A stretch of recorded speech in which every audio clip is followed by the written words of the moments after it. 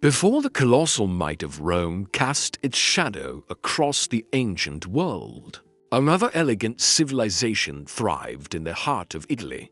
They built cities, refined their art, and even crowned kings in the very place Rome would one day stand. They were the Etruscans, and they taught Rome everything. Yet, their origins remain a profound mystery, their vibrant culture often overshadowed, their language largely unread. Who were these elegant people who shaped the eternal city? And what secrets do their painted tombs and enigmatic smiles still whisper across the hills of Tuscany? Join us as we delve into the heart of Etruria.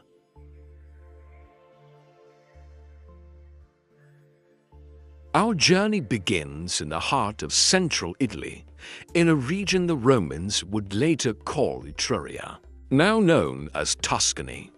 This was a land rich in natural resources, with fertile volcanic soil perfect for agriculture and, crucially, abundant deposits of copper and iron. Around the 8th century BCE, amidst these idyllic landscapes, a distinct culture began to emerge. Unlike the scattered Italic tribes around them, the Etruscans quickly formed sophisticated city-states, each an independent political entity, yet bound by a shared language and culture. The Etruscans were master metallurgists, skilled in extracting, smelting, and shaping the abundant copper and iron from their hills. This gave them a significant economic and military advantage over their neighbors. Their bronze work, in particular, was renowned throughout the Mediterranean. Beyond metal, they were also ingenious engineers. They developed advanced drainage systems to reclaim marshland for agriculture, and their architectural innovations, like the True Arch, would later be adopted and perfected by the Romans. They literally built the foundations of Italian civilization. Despite their sophistication, one of the Etruscans' greatest mysteries lies in their language. While we can read Etruscan, it uses an alphabet derived from Greek. We understand very little of it, as it is unrelated to any other known European language family. Our understanding is limited to thousands of short funerary and dedicatory inscriptions. This linguistic isolation further shrouds their origins in enigma, setting them apart even from the Italic tribes that would eventually surround them.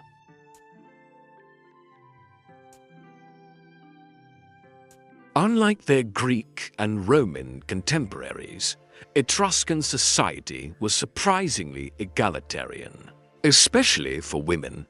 Etruscan women participated freely in public life, attended banquets alongside men, and managed their own property, a stark contrast to the secluded lives of Roman matrons. These joyful scenes, often depicted in their tomb paintings, reveal a culture that embraced life with gusto. Banquets were central to their social life, celebrating community, status, and the sheer pleasure of existence. The Etruscans dedicated immense resources to their dead, not out of fear, but out of a belief in a vibrant afterlife. Their tombs were not gloomy resting places, but richly decorated houses for the dead, designed to perpetuate the joy and status of the deceased. These painted tombs, carved into tufa rock, provide an unparalleled window into their daily lives, their customs, and their profound reverence for family and celebration. They are vibrant testaments to a people who embraced both life and death with equal grace. The vibrant art and unique social customs of the Etruscans reveal a culture rich in its own right. Yet, Their most enduring legacy would come not from their own preservation, but from their profound, often uncredited influence on their most famous pupils, the Romans. If this quiet journey through history has captured your curiosity, I invite you to consider subscribing to the Dusty Codex. Your support allows us to continue unearthing these forgotten narratives. Before we explore their immense gift to Rome, I'm interested to know what aspect of Etruscan society, their egalitarianism, or their funerary art do you find most surprising or appealing? Share your thoughts in the quiet comments section below.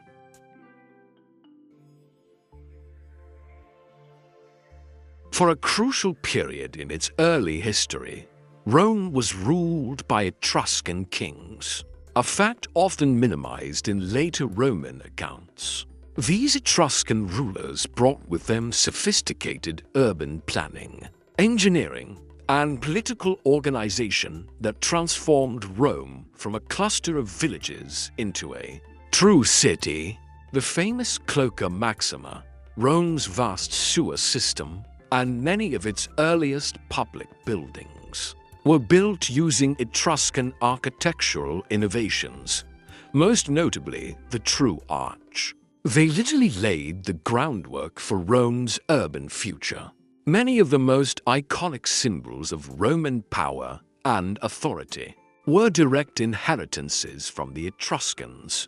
The fasces, bundles of rods symbolizing magisterial authority, and the toga praetexta, the purple-bordered toga worn by high-ranking officials, originated in Etruscan society. Even the elaborate Roman triumph, the victorious general's parade, with its red-painted face and laurel wreath, was a direct adaptation of Etruscan practices.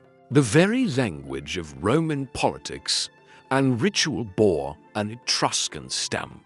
The Etruscans were deeply religious, with a complex pantheon and elaborate rituals for divination. Their priests, known as haruspices, were masters of reading omens, particularly from the entrails of sacrificed animals and from lightning strikes. This intricate system of omens and augury, the very foundation of Roman state religion, was passed down directly from the Etruscans. Even Rome's earliest temples, including the great temple of Jupiter Optimus Maximus on the Capitoline Hill, were built by Etruscan craftsmen in the Etruscan style.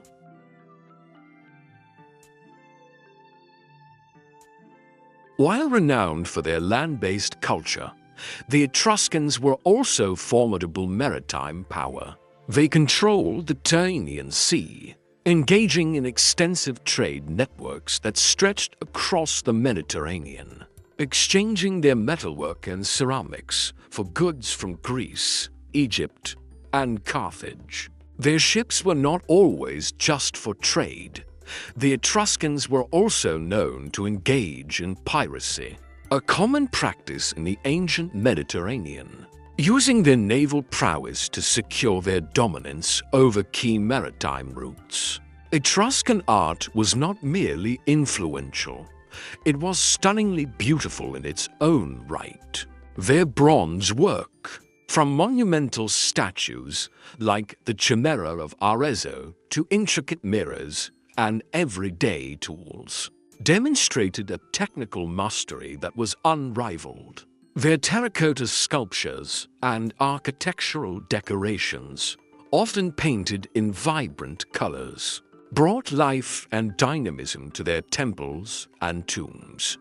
These pieces, expressive and naturalistic, stand as enduring testaments to their artistic genius.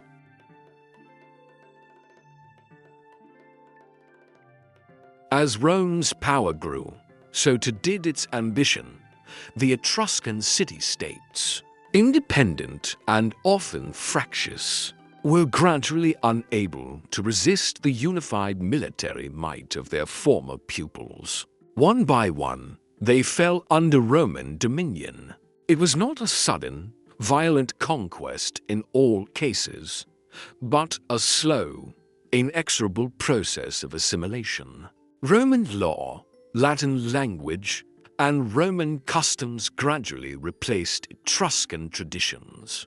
By the 1st century CE, the Etruscan language had largely faded from daily use, becoming the preserve of priests and scholars. Their distinctive customs and political structures had been almost entire, lie absorbed into the vast Roman tapestry. Yet, their legacy, though often uncredited, lives on in the foundations of Rome itself, in its rituals, its architecture, and its very symbols of power. The elegant and mysterious spirit of the Etruscans continues to whisper through the ages, an enduring testament to a people who profoundly shaped the destiny of an empire, even as their own faded into shadow.